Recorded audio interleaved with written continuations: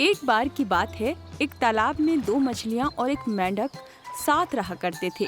एक मछली का नाम शतबुद्धि और दूसरी का नाम सहस्त्रबुद्धि था। वहीं मेंढक का नाम एक बुद्धि था। मछलियों को अपनी बुद्धि पर बड़ा घमंड था, लेकिन मेंढक अपनी बुद्धि पर कभी घमंड नहीं करता था। फिर भी तीनों आपस में बहुत अच्छे दोस्त थे। तीनों इकट्ठे तालाब में एक साथ घूमा करते थे और हमेशा साथ ही रहते थे।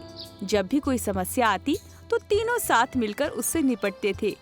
एक दिन नदी के किनारे से मछुआरे जा रहे थे। उन्होंने देखा कि तालाब मछलियों से भरा हुआ है। मछुआरों ने कहा, हम कल सुबह यहाँ आएंगे और बहुत सारी मछलियाँ पकड़कर ले जाएंगे। मेंढक ने मछुआरों की सारी बातें सुन ली थी।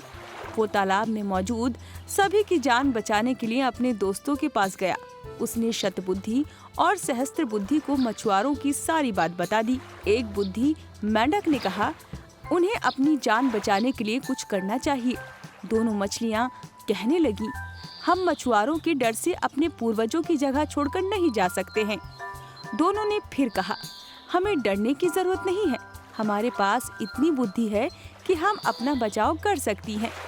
वहीं एक बुद्धि मेंढक ने कहा, मुझे पास में मौजूद एक तालाब के बारे में पता है जो इसी तालाब से जुड़ा हुआ है। उसने तालाब के अन्य जीवों को भी साथ चलने को कहा, लेकिन कोई भी एक बुद्धि मेंढक के साथ जाने को तैयार नहीं था, क्योंकि सभी को शतबुद्धि और सहस्त्रबुद्धि पर भरोसा था कि वो उन सब की जान बचा लेंगी। मेंढक ने कहा, तुम सब मेरे साथ चलो, मछुआरे सुबह तक आ जाएंगे। इस पर सहस्त्रबुद्धि ने कहा, उसे तालाब में छिपने की एक जगह पता है। शतबुद्धि ने भी कहा, उसे भी तालाब में छिपने की जगह मालूम है। इस पर मेंढक ने कहा, मछुआरों के पास बड़ा जाल है, तुम उनसे नहीं बच सकते हो।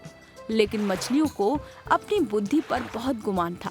उन्होंने मेंढक की एक न सुनी, लेकिन मेंढक उसी रात अपनी पत्नी के साथ दूसरे तालाब में चला गया।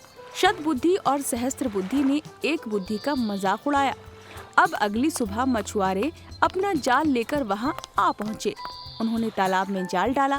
तालाब के सभी जीव अपनी जान बचाने के लिए भागने लगे, लेकिन मछुआरों के पास बड़ा जाल था, जिस कारण कोई भी बचकर नहीं जा सका।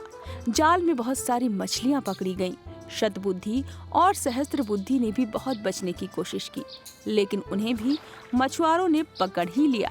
जब उन्हें तालाब से बाहर लाया गया, तब तक दोनों की मौत हो चुकी थी। शतबुद्धि और सहस्त्रबुद्धि का आकार सबसे बड़ा था, इसलिए मछुआरों ने उन्हें अलग रखा था। जब वह दूसरे तालाब के सामने पहुंचे, तो एक बुद्धि मेंढक की नजर इन दोनों पर पड़ी। उसे अपने मित्रों की ये हालत देखकर बड़ा दुख हुआ। उसने अपनी पत्नी से कहा कि काश इन दोनों ने मेरी बात मान ली होती तो आज ये जिंदा होती।